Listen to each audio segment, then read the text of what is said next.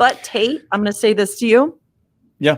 With $14 trillion in this space, and almost half of that now in alternatives, people are figuring it out. And you see those numbers peak when the market has collapses. And people are like, enough. I need to take control. Welcome back to Passive Income Pilots, everyone. I'm your host, Tait Ryan, here with my co-host, Ryan Gibson. How you doing, man? Hey, Tate, how's it going? Pretty well. Just had an amazing conversation with Carrie Cook of Preferred Trust Company. You brought this person to the show. You want to tell us a little bit about your background with Carrie and their company? Yeah, so we send all of our investors over to Preferred Trust Company when they're thinking about investing with their retirement account. And probably one of the biggest questions I get all the time is, Brian, how do I use my 401k, or can I use my Fidelity or my Schwab or my T. Rowe Price or anything that I have to invest in your deals or invest in alternative investments or syndications? And the answer is maybe. Depends. But in the show, we're going to dive into it. And Carrie's one of my favorite experts in the space that's going to just dive right into the step-by-step process on how to use retirement to invest in alternative investments. One of the, tax strategy, or one of the investment strategies of the very wealthy. So, yeah, and to me, it's a great way to access capital, right? Because real estate, typically the deals that we're doing are very tax advantaged if you're investing with cash.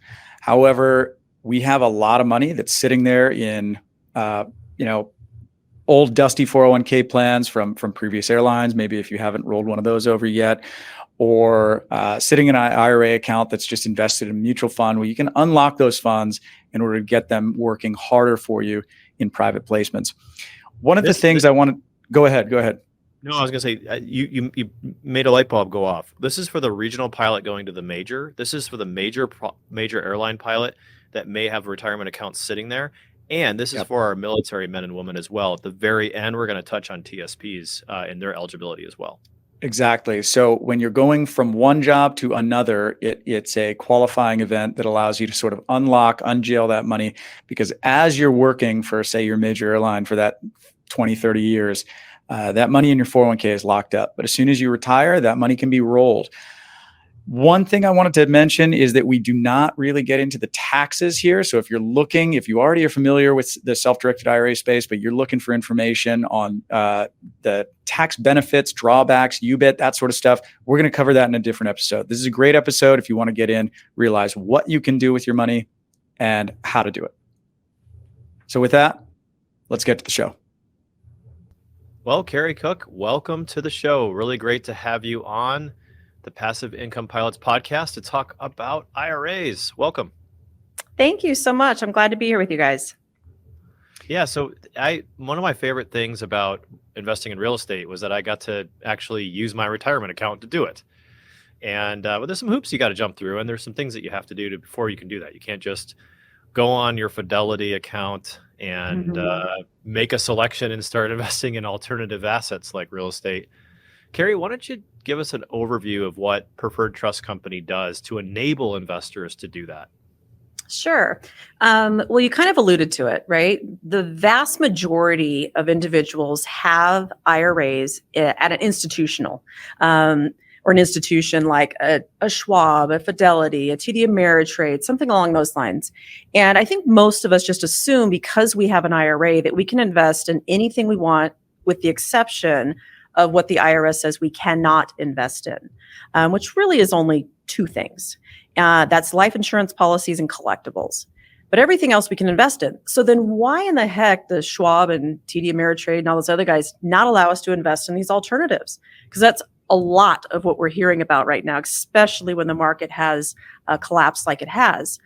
Well, they don't do it because it's a lot of work. It's quite tedious to be able to allow alternative investments, which is why self-directed custodians exist. That's where Preferred Trust Company steps in, where we kind of give the individual the opportunity to diversify their portfolio outside of market volatility.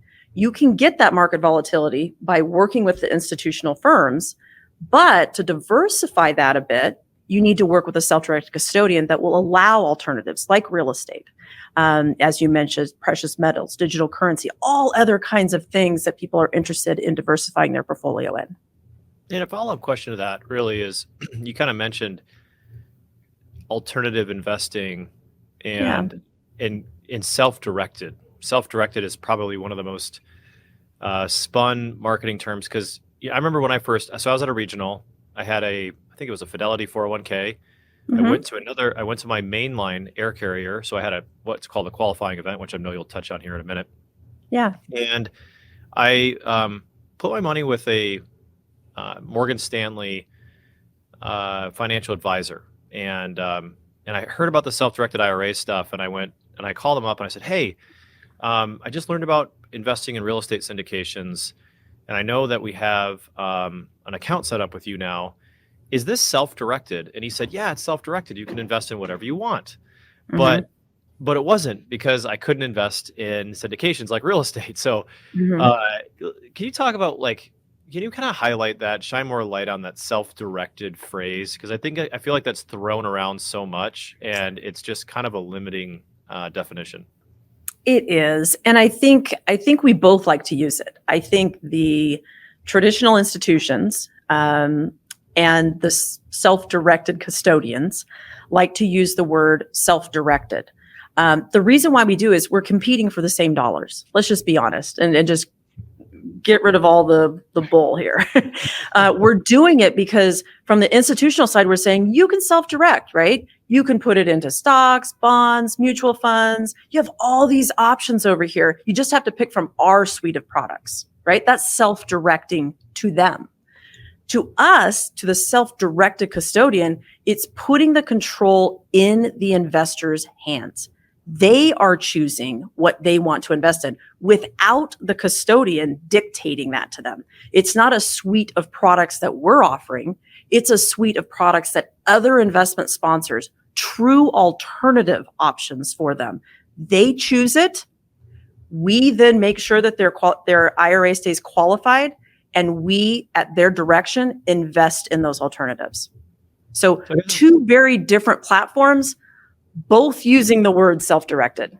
It's kind of like buying a car from a generic car manufacturer, and they're going to basically put all the options on it for you and say, you can pick whatever color you want on this car. Mm-hmm. But you're like a car with no with no options pre-selected, right? You're just providing the vehicle, and then you can really invest in whatever is deemed acceptable by the IRS and not governed by a Fidelity or a Schwab. So really, really important clarification there, because I think a lot of pilots will call in and they'll say, hey, I got this. I can use my Fidelity account because I was told it was self-directed. But then we find out that really it's not self-directed. It's just self-directed in those limited options. So really important clarification. So as a custodian, then or providing those options, how do you guys make money? I mean, how do you make money versus how the other other institutional shops make money? Can we kind of dive into that, like why there's differences in what fees you can charge? Oh yeah, I love talking about fees. No, none of us want to pay fees. So the beauty of an IRA at an institution is they advertise it as free. Okay, I think we've all figured out that nothing in life is free. So the way that they make money is they make money by investing your dollars that you maybe have chosen and taking a fee on that investment. Remember, they're their products. So their products have fees associated with them, usually percentages based on what you invest and sometimes based on the income generated. And with that, that's how they get paid. Therefore, they could charge you a free IRA. From a self-directed custodian, we do not make money off the investments because we don't provide investments. And because we don't provide investments, the only thing that we can make money on is our services that we provide. So that's how we make money, is charging you a fee for our service. An example of that would be to administer your self-directed IRA, we will charge you an annual fee that you will pay for us to administer it. What that means and what those fees include is one, making sure your IRA stays qualified and compliant, first and foremost. Two, all tax reporting is done by the custodian in relation to your IRA. Contributions, distributions, the processing of investment fees, those sorts of transactions are all fees associated. Every custodian charges fees differently. Some are all encompassing, and some are onesie twosie, charging you for each and every single transaction that you're requesting. Yeah, Carrie, I'd like to ask real quick, just to give our listeners just a big context of the entire landscape of the self-directed industry. Let's back up to what an IRA is. It's an individual retirement account. What are the benefits of having one? How do most people end up with one? And what are some of the benefits of switching over from a institution, like we were saying, to a self-directed custodian itself? Well, first of all, it's interesting. I have always described an IRA as one of the greatest gifts the government's ever given us. And I don't want to say the only, but a truly wonderful gift, because rarely does anybody get to say the word tax-free income. Right. And so an IRA allows individuals to invest in their retirement. Now, given the fact that they can only do a certain amount each year, the income generated off of that investment could be tax-free to you if you set it up in a Roth IRA. There's very few vehicles in this country that allow you tax-free income. I know there's some insurance products that do, but a set up government issued account with tax-free income. I mean, our government is run off of taxes. So the fact that they're allowing this, I believe, is one of the greatest gifts that the government has ever provided to U.S. citizens. Right. So what are some of the different types of accounts? Like what are some of the different types of tax advantaged accounts that we might see under this sort of umbrella of tax advantaged accounts? Yeah, there's really four IRA account types. And don't be fooled if you see something out there, somebody tries to get fancy and say that there's, some pilot IRA account. There isn't. There's four types of IRAs. There's a traditional IRA, a Roth IRA, a SEP IRA, and a simple IRA. Most commonly, you'll see a traditional IRA because they've been around the longest. Second to that would be a Roth IRA because of the tax-free income that you receive by establishing it under a Roth IRA. Now, the SEPs and the simples are used typically for small businesses. So I don't know if we really want to get into that specific aspect, but I think the traditional and the Roth is really important to understand because all 401k plans offer both traditional and Roth options.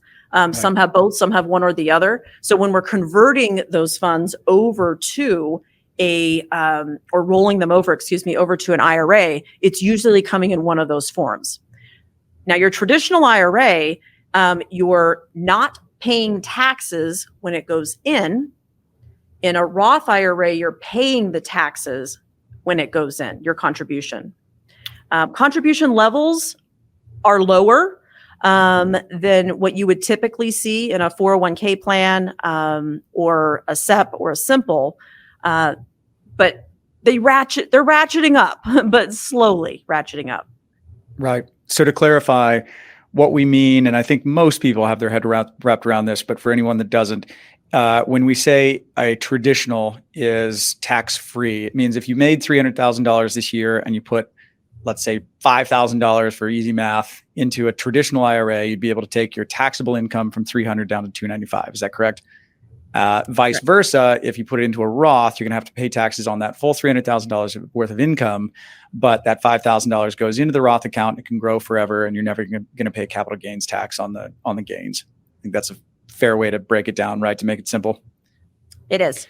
So because of the extraordinarily low contribution limits, I feel like IRAs kind of sometimes get swept aside as sort of an unsexy vehicle because it just takes so long for money to accumulate in there.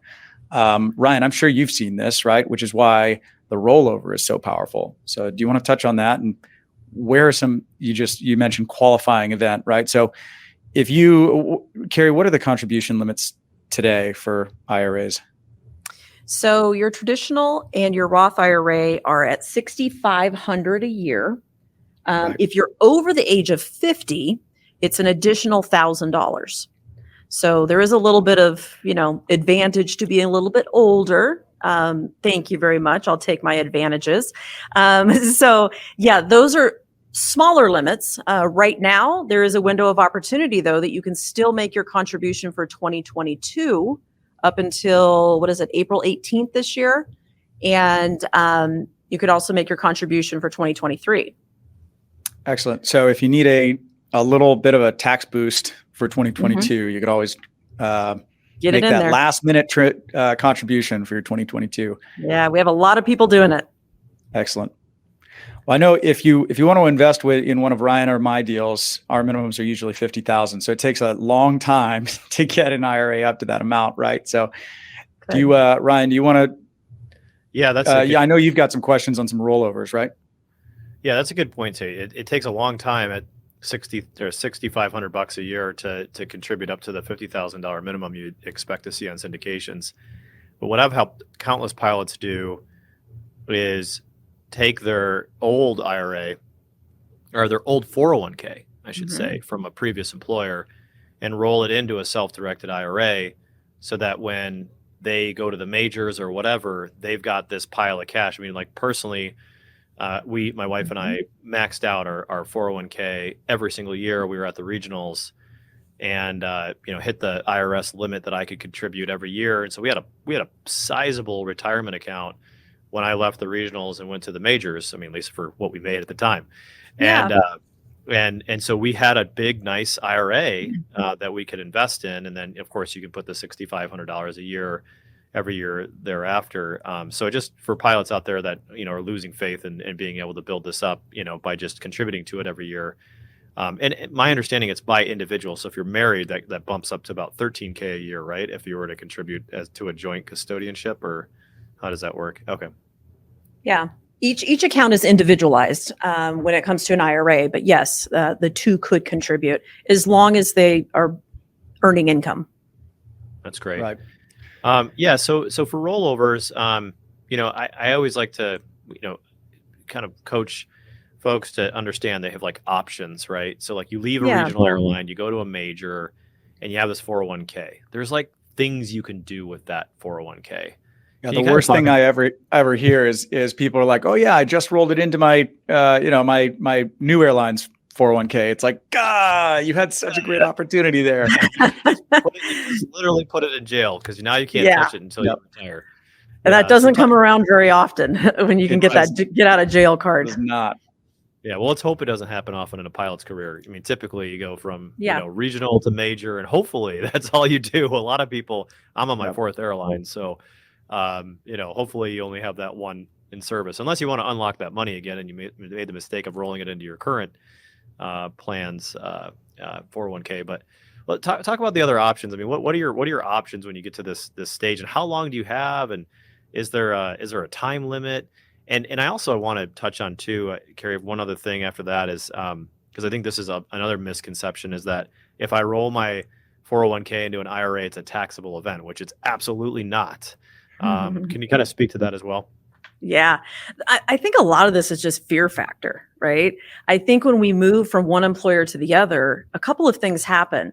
First and foremost, the employer you're leaving will usually send out a letter from your, plan provider that says you have 90 days to move this. And you're like, what do I do with it? What do I do with it? And by then you're probably employed someplace else. And guess what the first option is? Number one option, roll it into another 401k. That's what they are pushing. So that's naturally what people are going to do because they don't know they have other options. So kudos to you guys for talking about it because you do have other options. There are qualifying events that happen. And when a qualified event happens, which includes when you move from one employer to another, that's a qualifying event. that allows you to unlock those funds from that 401k plan and put it into what I'm going to refer to as a self-directed IRA for you to diversify your portfolio outside of market volatility, right? You're going to start with your next employer, and from my knowledge and what I've read, most of the employers are contributing, 16% or greater to your guys' 401k plans, right? So that's a tremendous amount of money that's being contributed there. But again, it's locked up again, and it's subject to, and I had to read a lot this afternoon just to learn a little bit about what happens and what has happened to pilots. But, the whole pension plan debacle was alarming. But then we turned that into a 401k plan, which has the same volatility scenario happening to some degree, right? And so I was like, whoa, what is going on here? So when you guys are changing positions or changing jobs, man, that is the opportunity to stop and really think about diversifying your portfolio outside of that market volatility, to giving yourselves, a fighting chance to invest in these alternatives to potentially change the dynamic when the market does have corrections. So Definitely. yeah, that is an opportunity for sure.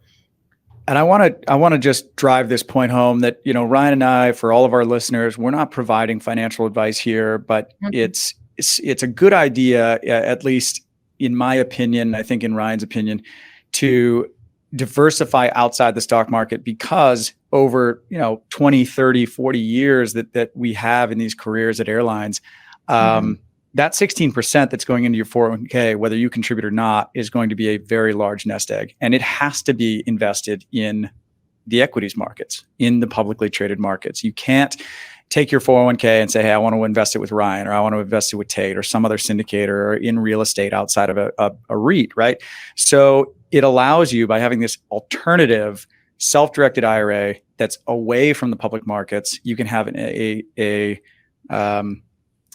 additional retirement account, an additional tax sheltered vehicle that it is investing in something that's less volatile and is more diversified. Yeah, So and I'll just back that on. Yeah, I got excited too when Carrie brought up this whole diversification. Look at the most successful endowments in the world. Like the Yale endowment or the Harvard endowment. They have asset allocation into alternative investments of at least 10%, maybe more. So when you think about like, okay, I'm a 30-year-old regional airline pilot. I just got scooped up by the majors. I've got a couple $100,000, maybe $300,000 in my 401k. I'm rolling that into a self-directed IRA. First of all, you don't have to roll all of it into a self-directed IRA. Number one, I'm going to want to make that point. But maybe you say, hey, I'm going to be making now $300,000, $400,000 for the foreseeable future. They're going to be matching 16% of that. And oh, by the way, I'm going to be contributing to it as well. Very quickly, you're going to be overextended into the public markets and overextended into the stock market. And really not have a lot of other diversification strategies. So again, you can start small in alternatives. Maybe if you have $200,000 or $300,000, you can only roll. Maybe you decide, I'm going to roll $100,000 of this into an IRA, and I'm going to pick 2 sponsors to go find an alternative investment to invest in, like real estate, and then I put the rest in my plan, or maybe the other option is I put it into an IRA with a traditional brokerage shop outside of my plan sponsor, because that money doesn't go into jail.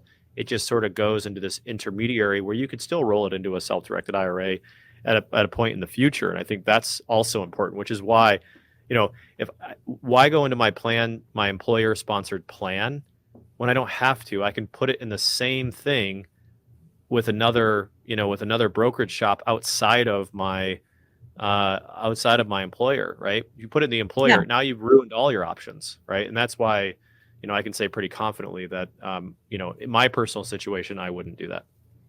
Yeah. And keep this in mind too, just to that point, just because you roll it into, a Schwab or a Fidelity, something that feels safe to you, at least initially, you can leave it in cash. You don't even have to immediately start picking other investments. Give yourself a little bit of time to consider all of your investment options. So just keep that in mind, because before you can move it over to a self-directed custodian, you're going to have to liquidate it. So It's you funny. don't want to subject it to volatility again to potentially lose before you roll it over. So just I have keep a that in really mind. funny. I have a really funny pilot story from the crash pad. This is great for the podcast. So I had a friend who left the regionals like in 2008, got his check cashed out from his previous employer, sent to his house. He was Yep. lazy. He left it on his mantle and it was sitting there. It was his entire 401k. He didn't invest it. He didn't put it in the market. The market completely crashed, right? And he was just like, he forgot about this money, right? So the market literally went to like zero basically. And he had completely yanked out like the day before. It's amazing. It's an Wow. amazing lazy investor story. Anyway, great stories from the crash pad when I was back at Masaba Airlines. So anyway, yeah, so kind of switching gears here a little bit. So I want to take the pilot back. They're at the regional, or they identify. You mentioned the 90 days, and in the 90 days that you have to do something with this. I mean, I've run into pilots that have had money sitting at their old plan sponsors for like years, and they're like, "Man, Yeah. I left that airline like 2 years ago, 3 years ago, and I didn't do anything with that retirement account. Can I do something with it now, even though years have passed? Can they go grab that money and roll it into an SDIRA?" Yeah, they absolutely can. And it just depends on how the employer has set up their 401k plan documents. Some of them will allow you to keep it there indefinitely. But be cautious, because if the employer decides they don't want to pay for the plan administration any longer, then you're going to receive a check in the mail and taxes will have been taken out of it. They call it an indirect distribution. And, that's a little bit more difficult to roll over to a self-directed IRA. So you do want to have a direct rollover, not an indirect rollover. So do not have them issue you a check to sit on the mantle, because in most circumstances, it doesn't work out very well for you. You want to have it be a direct rollover, so you're not paying taxes on that, kind of going back to the myth of, if I move this out of my 401k plan, I'm going to be taxed. That is not true. If it's a like-to-like rollover or like-to-like transfer, then you are not taxed on that at all. But let's say they happen to send you a check, because guess what? It happens. If you can return that check to them and you have them then do a direct rollover to a self-directed custodian, you do not have to worry about any tax consequences to that. But let's say they send you the check. You have 60 days to get those funds back into a qualified plan without any tax implications. So that's important to remember as well. So there are a couple of caveats there where custodians, if they're willing, can help you out to ensure that we can identify where those funds came from, so you do not have those tax implications. Because if you receive a $300,000 check, you're going to pay a pretty stiff penalty for that. Look, the main takeaway here is if you're in this situation, give Tait and I a call, and we're not the expert in doing this, but we'll get you pointed in the right direction. And Definitely. yeah, I mean, if you're like, oh my God, I'm leaving, I don't know what to do, and I'm getting all these letters, just get in touch with either Tait or I, and we will help you out. So absolutely. Something else I was going to mention is, you have that 90 days. It's not like that isn't a busy time, right? As a pilot, you're probably moving, you're going to in-dock at a major airline. You've got a lot on your plate. The last thing you're thinking about is where to put that money. So yeah, reach out to one of us, or at the very least, roll it into a Schwab or TD Ameritrade IRA that's not part of your employer plan. That way it's not in jail. It can then be subsequently rolled into a self-directed retirement account with Carrie or a number of other self-directed custodians when the time is right. That's what I did. That's exactly what I did. I mean, I was going from a regional to a major. I moved across the country. I'm in dock. I'm learning a new airplane. The last thing I care about is this thing, right? And so thank God my financial advisor is like, dude, whatever you do, don't put it in your new company's plan. So that was great advice, at a minimum. So, okay, so let's talk about some of the downsides here, because I want to get real with this. So, what's great about a Fidelity or a Schwab or whatever in being a lazy investor is you just sort of put it in the 2045 or the 2040 plan and you don't even think about it, right? I think there's a double-edged sword with IRA investing, because now you're fully in control. right? Mhm. And so now you can decide to put it with these alternative investment opportunities. You can also, though, Carrie, from my understanding, you can invest it in the stock market like you would anything else. So you could actually find a similar fund that maybe your employer would offer and put it in that fund. But you're kind of a little bit more responsible now for the account. Can you kind of speak to that and sort of some of the downsides to it? Yeah. Um, I don't think any of us on this podcast claim to be, financial advisors, right? Because if we were, it'd be a different podcast. And because we're not financial advisors, chances are we're not managing funds or mutual funds. And fund managers have a very unique um, talent, right? This is what they do all day long. You fly planes, they manage money. And they watch the markets, and they're up early in the morning and they don't stop working until the bell rings. Like, this is what they do for a living. And that's not who we are. And so there's some risk in that. Sometimes we think, well, let's go buy Johnson & Johnson stock because those are the Q-tips we use. Whatever it happens to be, it's a known product to us. We're like, yep, that's a safe bet. But is it? Like, have you watched what's going on with that stock? No, but you know the name, right? That's probably not a good pick for you. But when you self-direct, you're responsible for what you're picking now. It's not that professional behind the scenes. That's all they do, 24 hours a day.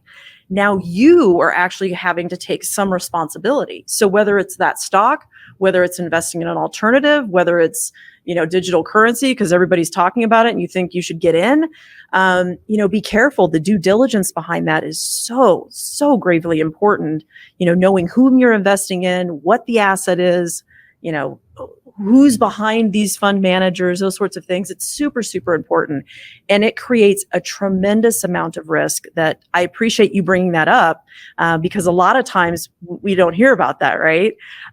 So be careful. We, as well as custodians, are also doing some vetting for whom you're investing with. And the reason why we do that is because, sometimes we receive fund documents and we're like, oh, okay, well, let's check it out and see if they filed with the SEC. And we look them up and they haven't. And we're like, ooh, okay. So, we will mention that to our clients to say, you may want to go back and ask this question because when we were kind of checking our due diligence boxes, we didn't see this. And a lot of times we're able to protect investors from investing in something that could have been pretty detrimental to the potential loss of their capital. So, know who you're investing with, because it's not my job as the custodian to say no to you. I do take some responsibility in just quickly vetting the companies, making sure they're in good standing, making sure they have proper filings. But ultimately, it's up to you. Yeah, and that's a really good point, Carrie, because I also, I appreciate you do that because a lot of custodians don't do that. It's true. Mhm. But I also want to highlight, like, you're not their fiduciary either, right? No. So even if they do file with the SEC, even if they do have the correct information, you're on your own. And Yeah. so, as much as I love the freedom of what an SDIRA does, it's enabled me to invest in really great projects. And I've Mhm. been able to find great operators, and I've been able to find, the Taits and the Spartans and the other operators I invest with of the world and make great income. Mhm. But again, there's downsides to it as well. And I'll admit that I've invested with some bad operators too. And I made those mistakes early on in my investing career. When I got my IRA all set up, I was all hot to trot, and I think that anybody who walked in the room next was going to get 50K of my IRA money, and unfortunately, that ended up being a bad actor. That's a different episode, a different podcast. But it's really important that, yes, it gives us the freedom, yes, it gives us the diversification of our portfolio, and it opens up a new avenue. But you got to hang with the right people, and you got to find the right operators, and you got to surround your network. And that's the reason why we put this podcast together, to Yeah. bring together, and not just stuff that me and Tait are doing, but the whole community, to help vet and educate and get experience before people go running off and jump into something that they're not really realizing what they're doing, but also shine a flashlight on the opportunities that are out there as well. So thanks for sharing that. Absolutely. Yeah. So talk to annual reporting or what like the year is like. You set this IRA up, and what happens? What's the experience? Yeah, I mean, before we even get into annual reporting, let's jump into what's the experience like of setting one up. So if someone reaches out to you, which we encourage them to do, what does the process look like, and what are the fees like? And another question that I'm going to tack on for it is, what's the minimum amount that makes sense to roll over? Because there are fees associated with it, and so until your account value gets up to a certain point, it might not make sense to float those fees, right? Yes. So let's talk about ease. First and foremost, let's say we have a qualifying event. We have a 401k plan that you now want to do a direct rollover into a traditional or Roth IRA. Now, keep in mind that your 401k plan may have both options. A lot of 401k plans now have both options. So you may be rolling over into opening up 2 accounts, one traditional account, one Roth account. So keep in mind, when your employer is making contributions to your 401k plan, they're going in as a traditional, in theory, think of it this way, a traditional IRA, right? Always. If you're making contributions, you may be making contributions into a Roth 401k plan. So you may need to open 2 accounts, but we can evaluate that with you. What we typically like to see is send us a statement, help us out here. Let's make sure that we are requesting the right items from your 401k provider. A lot of times that rollover can be done over the phone, which is a quick, easy, simple process. Typically with 401k plans, they are done over the phone. If it's coming from an institutional firm, we do that through a transfer or conversion form. We, as the receiving custodian, will help you fill that out so we can make sure what you are transferring over is like to like. So if it's a traditional IRA going into a traditional IRA, we'll help you complete that. Then we'll fill out an application and make sure that we have all of your personal information so that we can do our due diligence. We do operate as a bank. So we report to the Financial Institutions Division. So all of the Bank Securities Act, anti-money laundering, all of that will have to be followed. So we'll have to do our due diligence on you. Once we get that account open, which again, if you fill out the paperwork online, takes about 5 to 10 minutes, we'll do our part. We'll wait for the funds to come in. Once those funds come in, we'll notify you that the funds are available. And then you select the investment and work with the investment sponsor to figure out what you need to do to invest with them.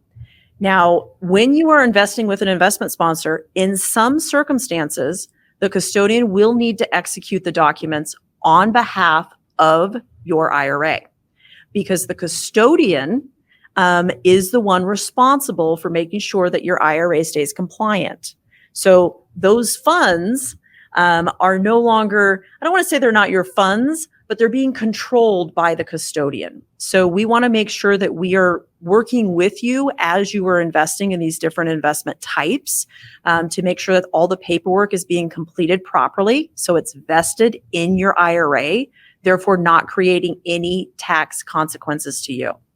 So that it's pretty quick. I would say from beginning to end, depending upon where the funds are coming from, within about a 2-week period, safely on average, funds are available for you to start investing. Sometimes quicker. Sometimes it's 48 hours and we have funds and we're ready to go.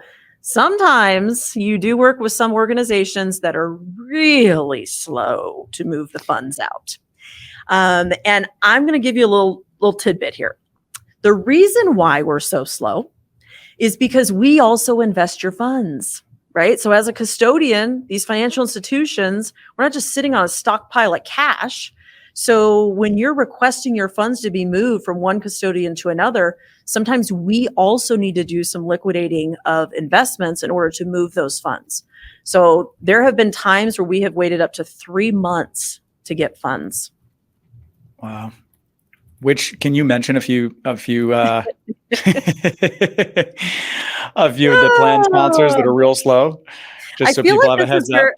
I feel like this is where I said have one of those trays where it's like, Carrie, you can either eat the snake eye or you can answer this question.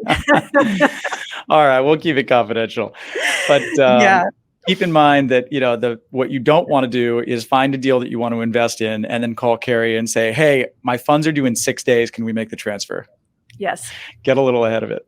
Yes. I would say most of the time the 401k providers are a little bit slower, where the transfers from the institutional firms are quicker. I can tell you some of them are 48 hours, some of them are a week, 2 weeks.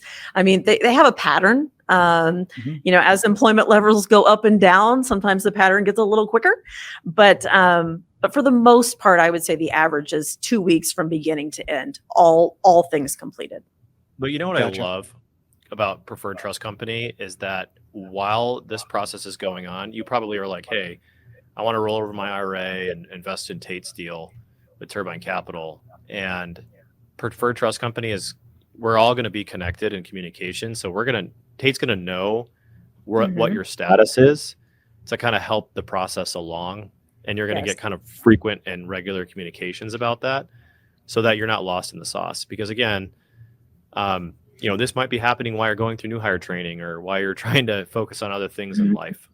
Maybe it's just family issue or otherwise. So I like how there's like open communication and there you can kind of help the person through each step of the process. And the reason why we prefer Preferred Trust Company at Spartan is because of this extra customer service. You can pick up the phone, you can call somebody. It's Carrie has a theory. I'm going to butcher this a little bit, but high touch or low touch, I think is what you call it. And where you guys can like totally white glove the experience and really walk the investor through it, or you can send them a link and they can kind of figure it all out on their own. So there's really kind of both options for both kind of investors. So that's great. Absolutely. We're like a necessary evil. Investment sponsors need us to move the funds, right? So we can you just walk us through that process? Because I've personally worked with, I think, 3 different self-directed IRA sponsors with my own IRA. We have, over the course of the 3 years that we've been in operation as a business, we've gone through 3 different service providers that we've been recommending and, to various degrees of success. So what does that look like when people onboard with you? So we like to take a little bit of a unique approach to this. A lot of the mid-size custodians, self-directed custodians, have been gobbled up by these big monstrosities. And what ends up happening with individuals and investment sponsors is you just become one of many. And I've kind of have this old school mentality. I'm still the person that writes the handwritten notes on a postcard and mails it to somebody. My business philosophy is very similar, although I do use a lot of technology, but my business philosophy is very similar. I like to create a relationship with the investment sponsors. So when we receive a new investment from any of our clients, I immediately reach out to that investment sponsor. I want to know everything about the investment, I want to know who they are. A lot of times I'm investing with them after these calls, but the relationship that we create with the investment sponsors that you work with really is meant to help you along the way. Because until the funds are available, and again, backing up just a second, you don't need a self-directed custodian until you have an alternative investment in mind. That's usually when the process is starting. And so once that investment has been identified, you now have this desire to utilize these tax-deferred or tax-free options, right? Otherwise, you're investing with cash. And many times when you see these syndications, because of them being $50,000, your first immediate reaction is, well, I've got $100,000 in my savings account. It's not making any money. Although now the interest rates have gone up, so it's making a little bit, but it's not making any money. So I'm going to use that first. And now these investment sponsors are starting to realize that this captured capital is what I call it. This captured capital that's there sitting in these IRAs, not intended to be used for many years to come, is much easier to obtain. So what happens from the preferred trust side of things is the investment sponsors are typically saying to preferred trust company, we have this client that's interested in opening up a self-directed IRA. We can do a consultation with the client so that we can advise them about opening up a self-directed IRA, what that entails, et cetera. Or you can help walk them through that process of, here's where you go. I have this specific link that's been created by Preferred Trust. We have to fill out this paperwork and this paperwork. We'll send it over. We'll get this process started. They'll call you tomorrow. Within 24 hours, and usually it's a lot quicker than that, we're having conversations with the client as well.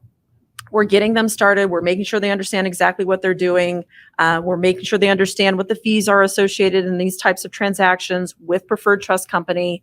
We're kind of just moving them along the process, hand in tow, hand in tow, hand in tow, hand in tow, along with providing you guys the reporting of that. Every time that client moves through the process, you're getting reporting from us every single day. Where are we at?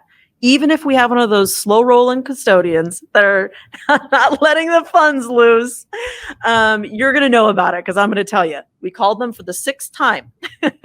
We should have it next week. So you'll know every step of the way what's going on with them.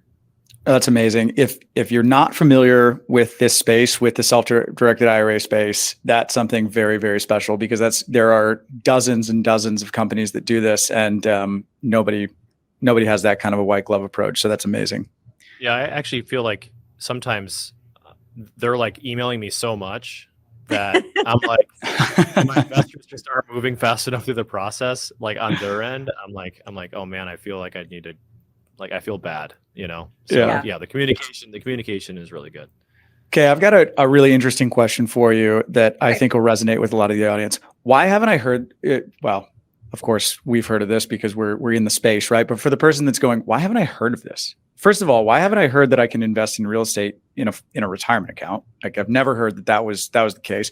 And why haven't I heard of Preferred Trust Company or NewView or UDirect or any of these custodians? Like, why is this such a secret? Well, it's not a secret.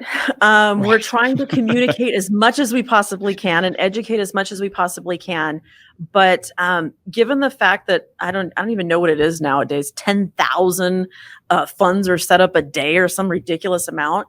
I say ridiculous. I guess I shouldn't say that, but a lot of them are set up. Imagine a self-directed custodian trying to communicate to those 10,000 every single day that, hey, do you know that you could educate your clients about investing, without cash and having this tax-deferred, tax-free option? I think most syndications think that it's burdensome. Mm-hmm. And when they feel like it could be burdensome to them to be able to get their funds funded quickly, they don't mention it. They don't talk about it. And really the ones that are educating is not so much us. There's very few of us and a whole lot of syndications out there. Right. So if more syndications knew about the advantages, not only for the client, but for them, as far as this captured capital, I think they would use it a lot more. The other reason why I think it's not used or utilized a lot is because I think a lot of people feel like there's going to be tax consequences to doing this. And so they're leery of it. They're not 100% sure if you're telling them the truth or not. And they won't know until they get the tax reporting on that to, be sucker punched. And so I think it's just the unknown, right? How many of us sit here and read IRS publications? Yeah, it's probably just me. So, and I'm sure there's no other listener that's like, yeah, I'm so interested in that because that is some boring stuff to read. But it's important because it does provide us an opportunity to have tax advantages that we're just not taking advantage of. But Tait, I'm going to say this to you. Yeah. $14 trillion in this space, and almost half of that now in alternatives, people are figuring it out. And you see those numbers peak when the market has collapses and people are like, enough. I need to take control because I can't get to the end of my legacy here, the end of my days as being a pilot and end up with 50% of my retirement account. And so it is becoming more well-known. Absolutely. Couldn't agree with that more. I mean, I think we're just at the beginning of a tsunami of, as cliche as it is, Wall Street to Main Street, right? Yes. Taking money out of Wall Street and deploying it in Main Street with an operator who you're familiar with and you know what you're investing in and you're a direct owner. Yeah. That's excellent. I think one thing too, Carrie, that maybe people don't know about this, because I think only like 2% of the population knows about self-directed IRAs. It's because who really pay? I mean, I know this is going to sound really terrible for most, but I mean, let's be honest. Who's really paying attention to their retirement account? And I know it's really bad. It's true. But admitting is the first step in recovery, I think is what they say, or something like that. It's like we get pounded into our head, don't get divorced and put money in your 401k and you'll retire airlines rich, right? And that's like what every captain says to you. They're like stay married and put money in your 401k, and you're like, okay. And then everybody you fly with is like, put money in your 401k. When you upgrade, take that extra money and put it in your 401k. But we're not thinking about the custodian it's going to. We're not thinking about who is the holder of those tax dollars. We're just like, okay, this is what everybody does. And it's really easy. I just go on my, and portal on my airline's website and click a button and fill out the form. And like, it just goes to this financial brokerage. This is like a more enlightening experience where it's like, okay, yeah, there's that. But then there's also like a diversification strategy of the rich where they're doing direct real estate private placements. And in order to do that inside of a retirement account, your nest egg, you've got to use a custodian that allows you to do that, which is like what Preferred Trust Company does. So I think that's why, like, when I heard about this, I was like, oh, wow. And I went down the rabbit hole. I called everybody. I called Preferred, Quest, New View. There's so many different custodian providers that do this, and everybody does it a little bit differently. Like, you'll find at the end of the day, like, a lot of wire fees or a lot of transaction fees, this or that. I love your fee model. Can you kind of talk to it a little bit? And I know that might change over time, but maybe kind of speak high level to how you sort of fee, because I think it's one of the most attractive ones in the space. Yeah. Well, first of all, it hasn't changed in 10 years. Let's just start there. Wow. And even though all this inflation's happening and all this other stuff happening, the reality of what happens within the self-directed space is you you can pretty much dictate what a certain group of individuals are going to do. And the trends, they really haven't changed very much over the years. And typically what you would see in a fee schedule is the more money you have invested, the less fees you pay. Well, in a self-directed model, the more money you have invested, the more transactions are happening inside of your self-directed IRA. So our fee schedule actually goes the opposite direction. For the least amount of money that you have invested, you're going to pay $300 a year. For the most amount of money that you have invested, you're going to pay $1,000, and it just kind of ratchets up. But we have this all-encompassing fee schedule idea that, nothing takes more employee time than a client calling and saying, why'd you charge me $8 for that check? Why'd you charge me $10 for that wire?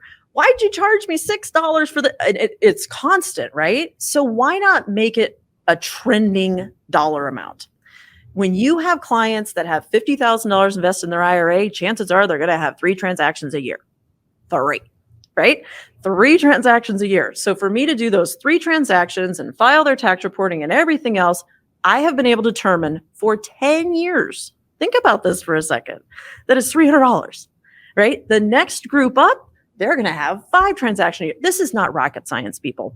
And so instead of doing the 30 here and the 10 there and the 6 here and that, whatever, if you take the average, it's fair for both parties. We both win.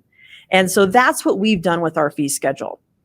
When it comes to an actual investment, when you're investing, let's say you're investing in a syndication, the first time you invest in that syndication, I want you to know that I'm going to charge you a fee for that.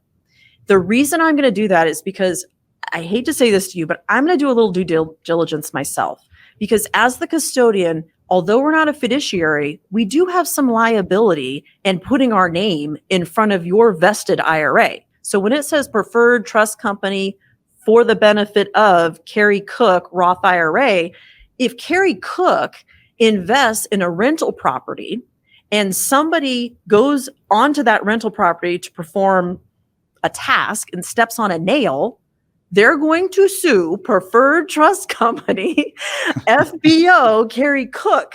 Notice Notice it starts with preferred trust company. So there's liabilities in being a self-directed custodian and things that we have to do to make sure that that rental property is compliant.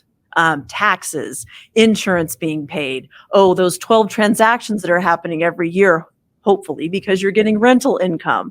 Oh, all the expenses that are going outside of that as well. So each type of investment does have a different transaction fee associated with it.